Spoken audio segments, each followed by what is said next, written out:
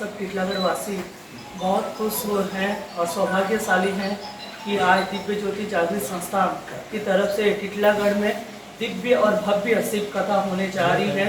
ये हम सबका सौभाग्य है। ऐसा विलक्षण शिव कथा होगा जिसका लाभ सभी नगरवासी उठाएं। मैं सबसे अनुरोध करती हूँ कि सब कोई 3 से 7 पंडाल में आके ऐसी कथा आप एक दिन सुनेंगे। 25 दिसंबर को आप एक दिन सुनेंगे। अपने आप लोगों को, मुझे ऐसा उम्मीद है कि आप लोग समय से पहले आके पूरा 7 दिन तक कथा सुनेंगे। और इसका समापन जो होगा जनवरी 1 तारीख को होगा, जो हवन के साथ उसका समापन होएगा। टिटलागढ़ वासियों के लिए बहुत ही सौभाग्य है।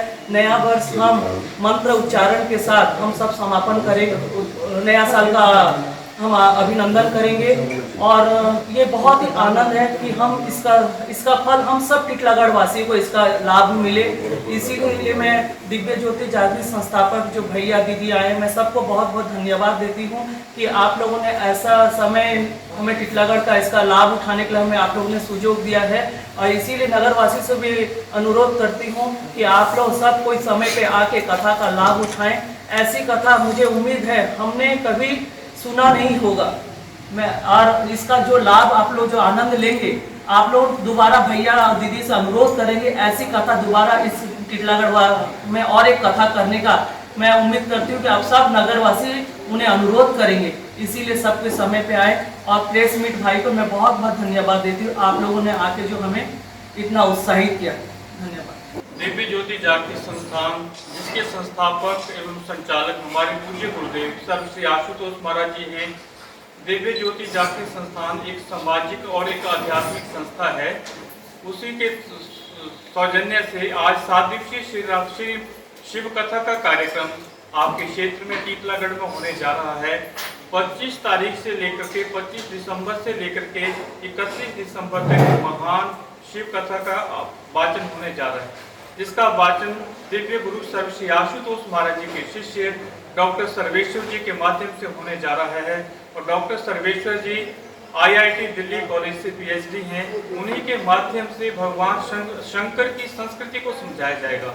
भगवान भोलेनाथ शिव पुराण के माध्यम से हमें क्या समझाना चाहते हैं, कौन सा ज्ञान है जिस ज्ञान को प्राप्त करके हम अपने जीवन का कल्याण कर सकते हैं।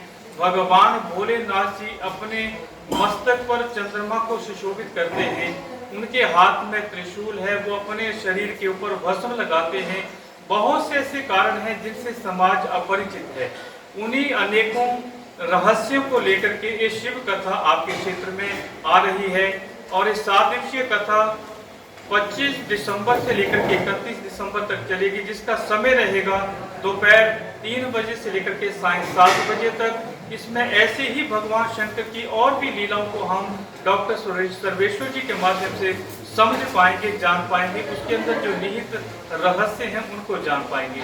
इसलिए सभी क्षेत्र निवासियों से, सभी श्रोताओं से हम आग्रह करेंगे, निवेदन करेंगे कि प्रभु की कृपा हुई है तो इस कृपा का लाभ उठाने के लिए आप ज़्यादा से ज़्यादा संख्या में पहुँचें और प्रभु भोलेनाथ की इस कृपा का लाभ उठा करके अपने जीवन का कल्याण करें, अपने जीवन का उद्धार करें और अपने जीवन में उस परम शांति को, परमानंद को प्राप्त करें। और इसी पावन कथा के तहत 24 तारीख को एक साथ इस कथा के तहत ही मंगल कलश यात्रा का आयोजन किया गया है।